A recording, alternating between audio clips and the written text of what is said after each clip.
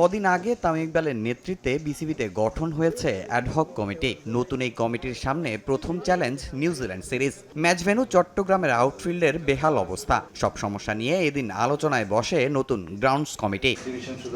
পাকিস্তান সিরিজে মিরপুর দেখেছে sporting wicket, ক্রিকেটাররাও দেখিয়েছে তাদের নৈপুণ্য। নিউজিল্যান্ড সিরিজে কেমন হবে মিরপুরের উইকেটের চরিত্র?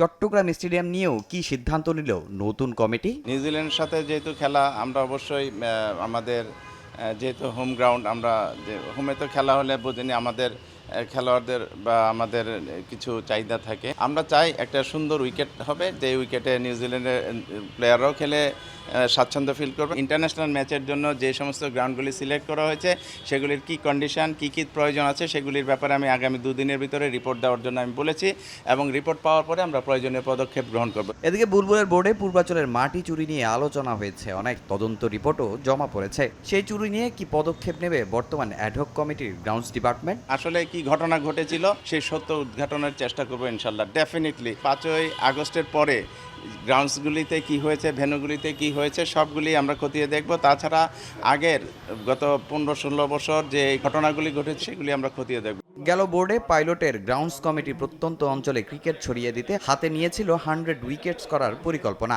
তার উদ্যোগকে সাধুবাদ জানিয়েছেন নতুন চেয়ারম্যান। পর্যবেক্ষণ করে এই পরিকল্পনা বাস্তবায়নের ইচ্ছা আছে বর্তমান বোর্ডের। প্রত্যন্ত অঞ্চল থেকে যদি খেলোয়াড় তুলে আনতে হয় তাদেরকে ফ্যাসিলিটিসটাও এনশিওর করতে হবে, অর্থাৎ একটি মাঠের পাশাপাশি উইকেটটা যাতে একেবারে ভালো স্ট্যান্ডার্ড হয় সেটাও ব্যবস্থা করতে হবে। 100 উইকেট প্ল্যান যেটা পাইলট করেছে এটা একটি ভালো উদ্যোগ। যদি আমরা দেখবো, আগে খতিয়ে দেখবো যে এগুলি কোথায় কোথায় করার উদ্যোগ নেওয়া হয়েছিল, সেটা দেখার পরে আমরা এটা সিদ্ধান্ত নেব যে এগুলি করা প্রয়োজন আছে কি না।